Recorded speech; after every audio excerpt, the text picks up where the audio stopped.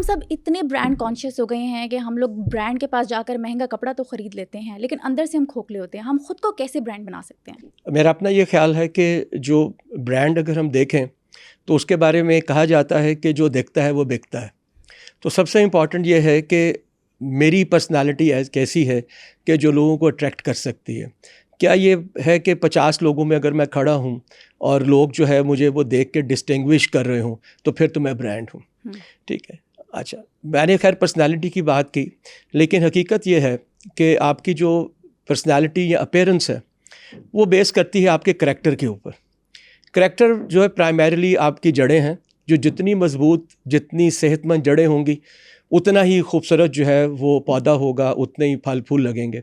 इसका मतलब ये है कि अगर मुझे ब्रांड बनाना है तो एक तो मेरा करैक्टर बहुत स्ट्रॉन्ग होना चाहिए, राइट, क्योंकि मेरे कोई प्रिंसिपल्स हैं, कुछ वैल्यूज़ हैं ज़िंदगी गुजारने के।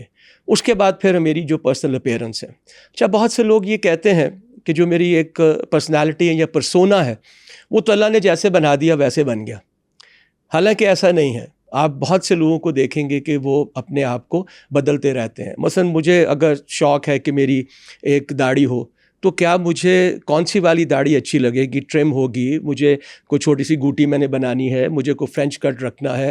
अ लॉट ऑफ पीपल मैंने देखा है, फीमेल में भी और मेल में, जो कि मोस्टली मेकअप आर्टिस्ट के पास जाते हैं।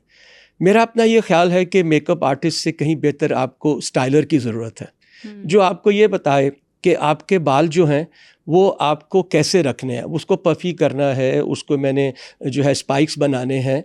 This is very important. आपको कौन सा वाला स्टाइल अच्छा लगेगा, आपको कौन से जो कपड़े हैं वो अच्छे लगेंगे, कौन सा रंग आपको अच्छा लगेगा।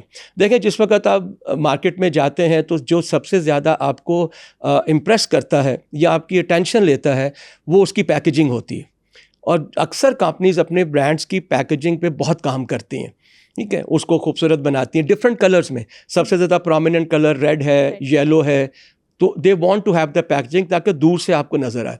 तो आपकी जो बात का जवाब मैं ये दूंगा कि अगर आप चाहते हैं कि आप एक ब्रांड बने तो ना सिर्फ कि आपको अपनी अपीयरेंस पे काम करना है बल्कि अपने करैक्टर पे भी काम करना है, चूँकि जो अंदरूनी आपकी वो सेहत है ना वो आपके चेहरे पे नज़र आएगी। And you need to have a styler जो कि आपको बताए, और फिर ऐसे काम करना जिससे कि आप बाकी लोगों से मुख्तलिफ हों।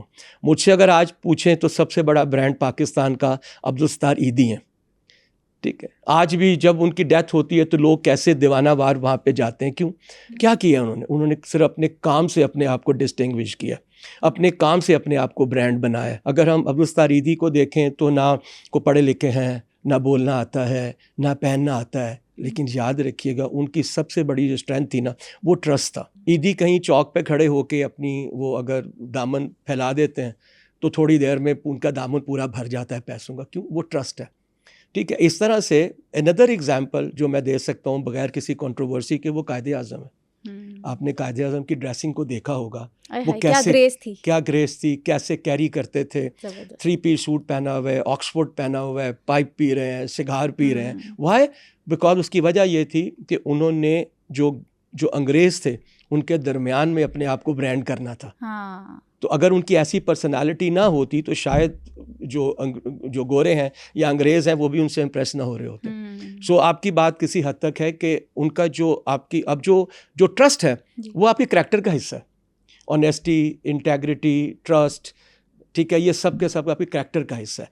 तो अब्दुल सत्तार ईदी ने अपने आप को ब्रांड बनाया 2 वजह से। एक, उन्होंने अपने काम से लोगों को ट्रस्ट दिया कि जो तुम पैसे मुझे दोगे वो एक बेहतरीन जगह पे खर्च होंगे और मैं आपको दिखाऊंगा टेंजिबली कि ये देखो, ये मेरे यहाँ पे मैंने उनके लिए, औरतों के लिए जगह बनाई हुई है, मैंने उन लोगों के यतीम खाना बनाया हुआ है।